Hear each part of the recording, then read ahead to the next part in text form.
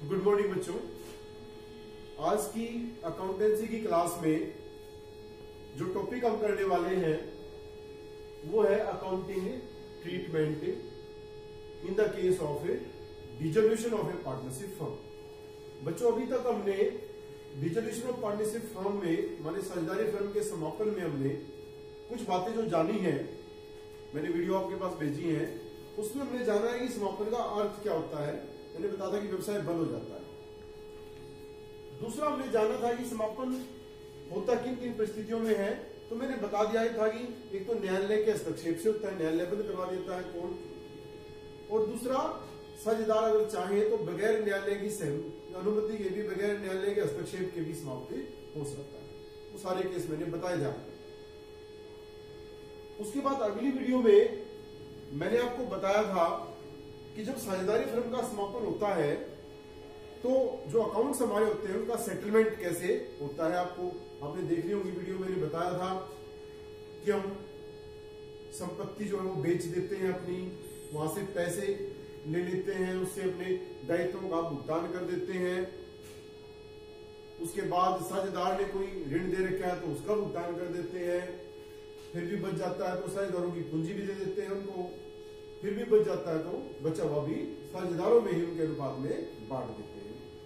और अगर मान लो बाहर वालों के दायित्व का ही काम पूरा न चले, माने से हमारी संपत्ति कम रह जाए, तो जो पैसा है वो मंगाया भी कहां से जाएगा, वो साझेदारों से ही मंगा लिया जाएगा। ये हम लास्ट वीडियो में कर चुके हैं। इसके अलावा मैंने एक टॉपिक और बताया था लास्ट वीडियो में, firms debts and private debts, माने फर्म के दायित्व और प्राइवेट माने साझेदारों के दायित्व। मैंने बताया था फर्म ने जो लिया है पैसा फर्म के दायित्व में, पार्टनर ने अपने घर के लिए लिया है तो उनके प्राइवेट दायित्व में, प्राइवेट लायबिलिटी है। ये हमने किया था।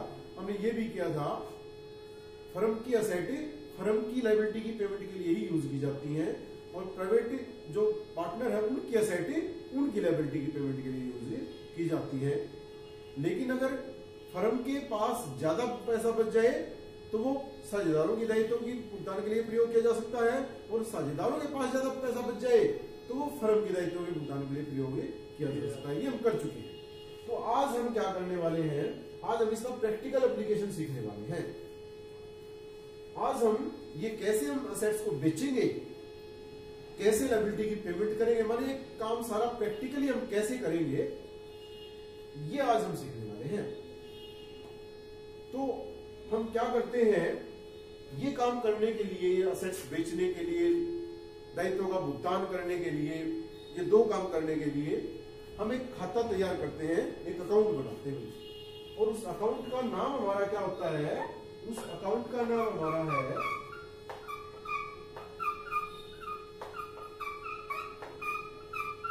रियलाइजेशन अकाउंट, जिसको हम हिंदी में क्या बोलते हैं,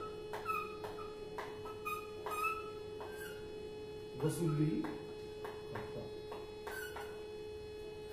नाम से ही तो चल रहा है वसूल करने के लिए, माने संपत्ति बेच के उनसे पैसा वसूल करने के लिए और फिर दायित्वों का भुगतान करने के लिए जो खाता बनाया जाता है उसको हम रियलाइजेशन खाता, रियलाइजेशन अकाउंट बोलते हैं। जो साझेदारी का समापन हुआ था, जिसमें कि हमने एडमिशन ऑफ ए पार्टनर किया था, change in profit sharing ratio किया था, रिटायरमेंट किया था, वहां पे भी हम एक अकाउंट बनाते थे।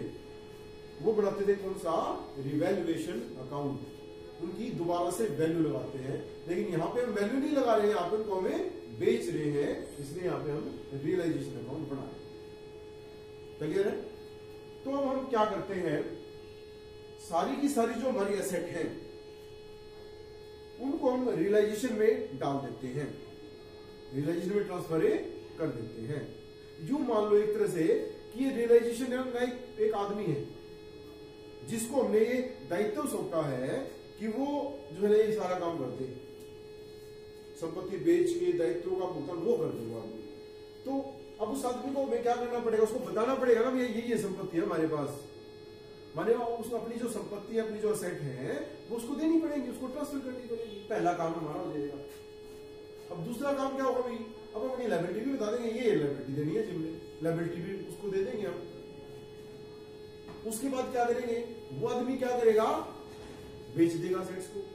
पैसा अपने पास रख लेगा, पैसा आ जाएगा उसके पास।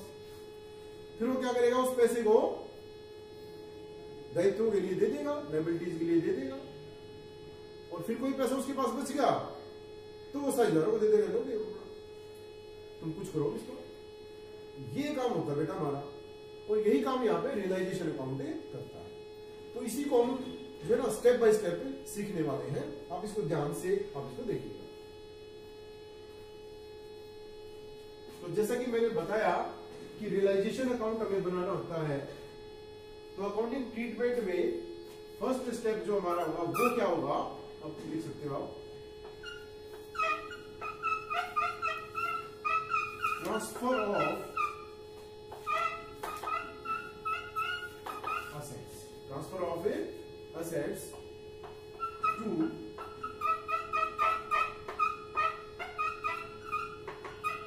realization। फर्स्ट जो हमारा स्टेप है वो क्या है कि जो असेट्स हमारी है उनको हम रियलाइजेशन में ट्रांसफर करने वाले हैं। माने असेट साइड में आगे हम सबसे पहले असेट साइड में से असेट्स को रियलाइजेशन अकाउंट में डाल देंगे हम। अब यहाँ पे हमारा डालने का मकसद क्या है बेटा, मकसद हमारा है उनको बेचना। क्या मकसद है, बेचना। माने वही असेट्स ट्रांसफर की जाएंगी जिनको हम बेच सकते हैं, जिनको हमें बेच सकते हैं। माने इसमें अगर मैं लिखूं यहाँ पे कि नोट अगर मैं दूं यहाँ पे, तो मैं लिखूंगा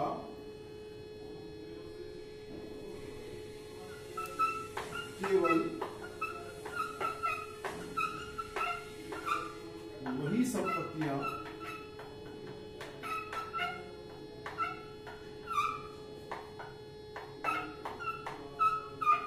जिन्हें बेचा जा सकता है, जिन्हें बेचा जा सकता है, अर्थात मूल्यवान है। कौन सी संपत्तियां हम करेंगे ट्रांसफर है, जिन्हें बेचा जा सकता है, जो हमारी मूल्यवान है, जिनका कोई मूल्य है। इसका मतलब क्या हुआ कि कुछ ऐसी संपत्तियां भी होती हैं जिनका मूल्य नहीं होता है। प्लस में पढ़ के आए हो, उनको काल्पनिक संपत्ति बोलते हैं। क्या बोलते हैं, काल्पनिक संपत्तियां बोलते हैं, उनको हम फिक्टिशियस एसेट्स से बोलते हैं। मान इसका मतलब क्या हुआ,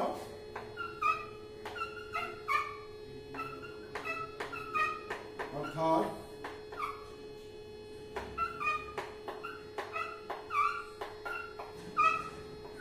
काल्पनिक माने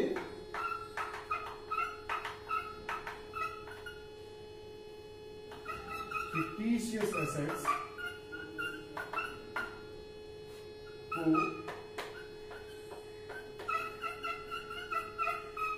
ट्रांसफर नहीं करेंगे।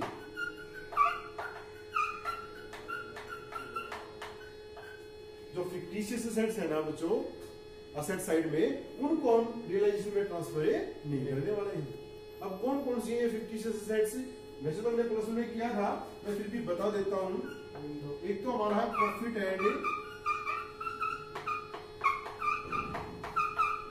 लॉस अकाउंट, डेबिट बैलेंस जो असेट साइड में होता है, ये हमारी फिक्टिशियस एसेट्स है। इसके अलावा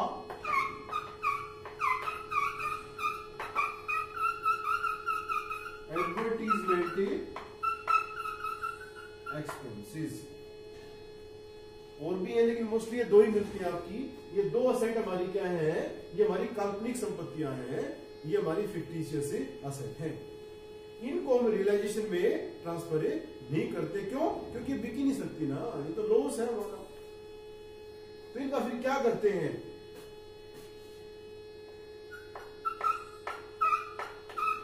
इसकी बजाय इन्हें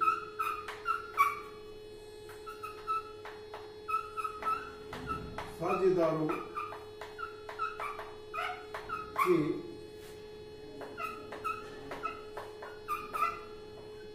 पूंजी खातों में बांट दिया जाता है।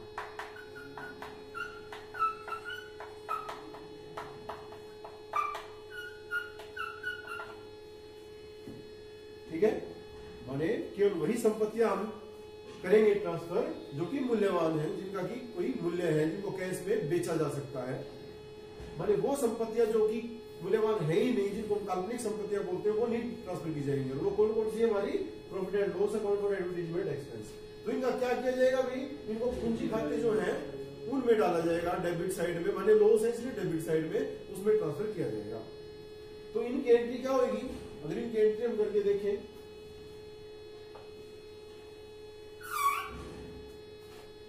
इनकी एंट्री हो जाएगी। अब ये जो प्रॉफिट एंड लॉस और एडवर्टाइजमेंट एक्सपेंस है बेटा, असेट साइड में मिलते हैं, और असेट की साइड क्या होती है? डेबिट। ट्रांसफर करेंगे तो क्या हो जाएंगे? क्रेडिट। माने to profit and loss account हो जाएगा, और टू क्या हो जाएगा हमारा? एडवर्टीजमेंट एक्सपेंस अकाउंट हो जाएगा। और किसमें डालेंगे? यहां में पार्टनर्स कैपिटल अकाउंट में डालेंगे इन ओल्ड रेशियो।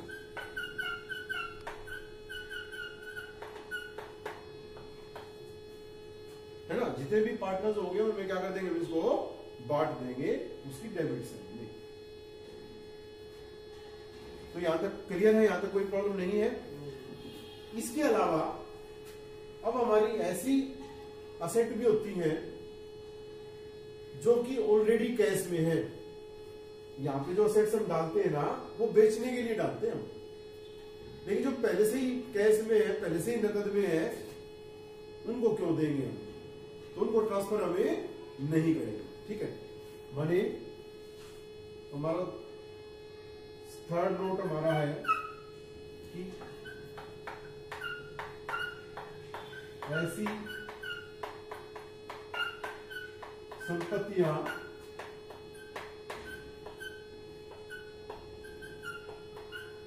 जो पहले से कैश में है,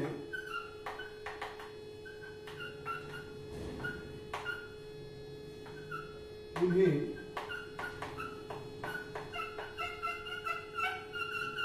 ट्रांसफर नहीं करेंगे। पूरे भी नहीं ट्रांसफर करेंगे। जैसे कि इसमें कौन कौन सी होती है? दो होती हैं। एक होती है कैश इन हैंड, और एक होती है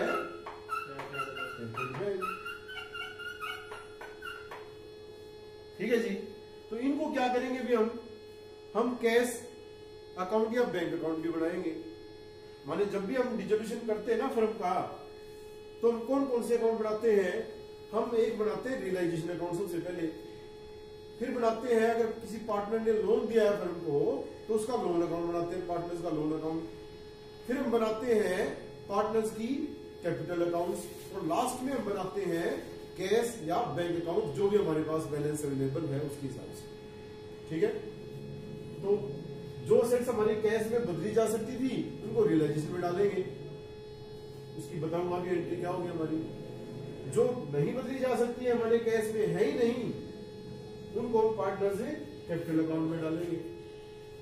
और जो हमारी पहले से ही कैश में है, कैश इन हैंड या फिर कैश एट ए बैंक, उनका क्या करेंगे भी? इन्हें कैश या बैंक अकाउंट के डेबिट साइड में ट्रांसफर करेंगे। माने क्या लिखेंगे? To balance brought down, to balance brought down करके जो इनको हमें लिखेंगे डेबिट साइड में। क्लियर है? इसके अलावा जो जिनको हम जो है ट्रांसफर करेंगे, जो कि हमारी मूल्यवान है, जिनकी की वैल्यू है, उनकी क्या एंट्री करेंगे ये हम देखें। तो सभी जानते हैं कि असेट्स की साइड क्या होती है?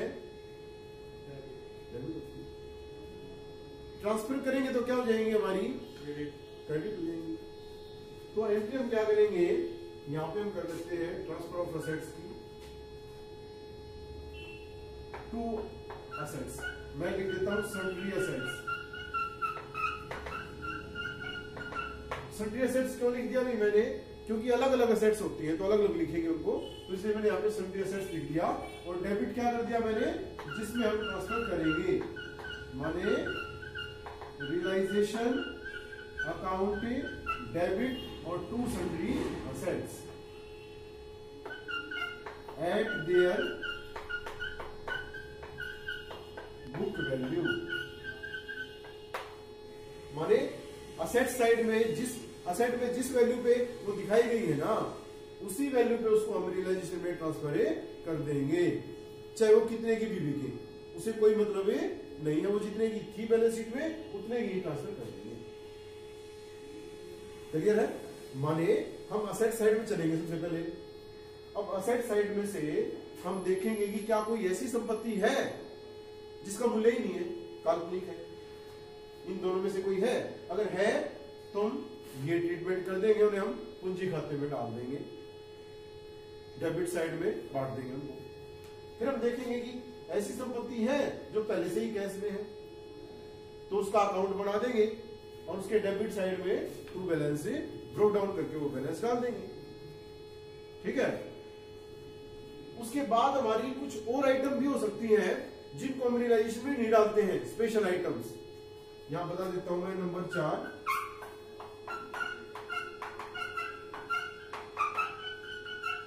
Special items. ये क्या होती हैं? ये हमारा है debit balance of any partners capital. वैसे नॉर्मली जो पार्टनर्स की कैपिटल है ना, उसका क्रेडिट बैलेंस होता भी, लेकिन एक आध बार असेट साइड में मिल जाता, हमारे डेबिट बैलेंस मिल जाता है। तो इसको हम क्या करेंगे, इसको हम पार्टनर्स कैपिटल अकाउंट के किस साइड में लिखेंगे, हमें डेबिट साइड में लिखेंगे और क्या करके लिखेंगे, टू बैलेंस। हम जानते हैं चीज कि जो भी बैलेंस होता है कैपिटल का, उसको कैपिटल में लिखते हैं। क्रेडिट है तो क्रेडिट साइड में बाय बैलेंस ब्रोट डाउन, और डेबिट है तो डेबिट में टू बैलेंस ब्रोट डाउन, तो वहां इसको हम लिख देंगे। इसके अलावा और स्पेशल आइटम हमारी क्या हो सकती है,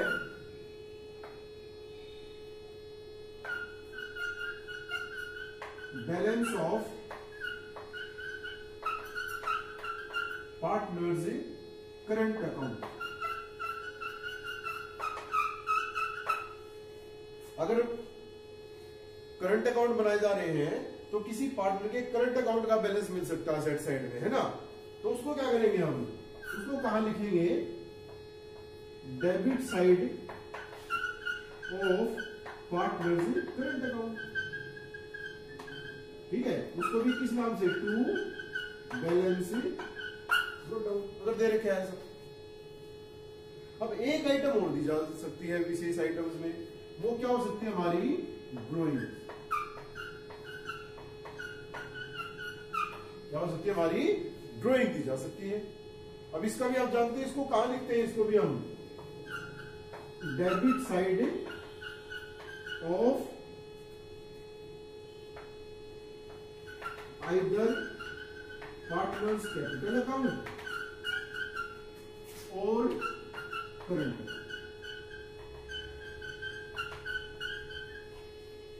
या तो कैपिटल अकाउंट के डेबिट में या करंट अकाउंट के डेबिट में।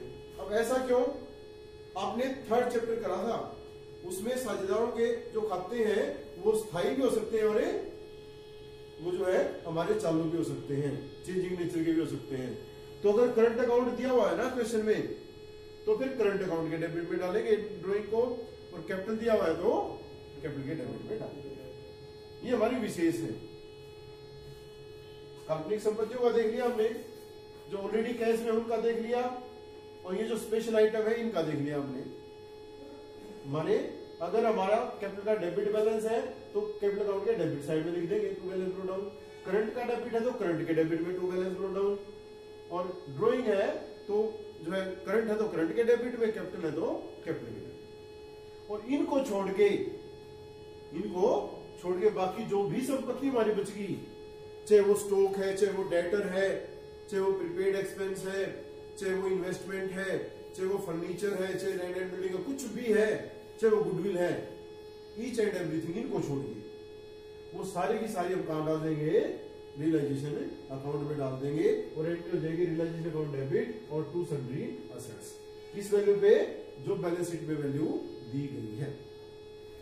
तो ये हमारा किसका था ट्रीटमेंट है कि असेट्स को हम किस प्रकार से हम रियलाइजेशन में ट्रांसफर करेंगे, कैसे हम असेट्स को रियलाइजेशन में लाएंगे। ठीक है।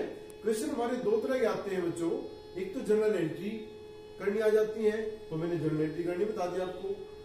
ज्यादातर आता है क्वेश्चन कि आपको सिर्फ अकाउंट बनाने हैं without making a general entry, तो भी आप कर सकते हैं। भी काल्पनिक संपत्तियां हैं तो कैपिटल अकाउंट के डेबिट में बांट दो। अगर cash in and cassette bank है, जो जिसका भी अकाउंट बनाया उसके डेबिट में डाल दो टू बैलेंस ब्रो डाउन। अगर पार्टनर की कैपिटल हमारी है उसके डेबिट में डाल दो to balance brought down. Current account है, करंट अकाउंट के डेबिट में डाल दो टू बैलेंस ब्रो डाउन।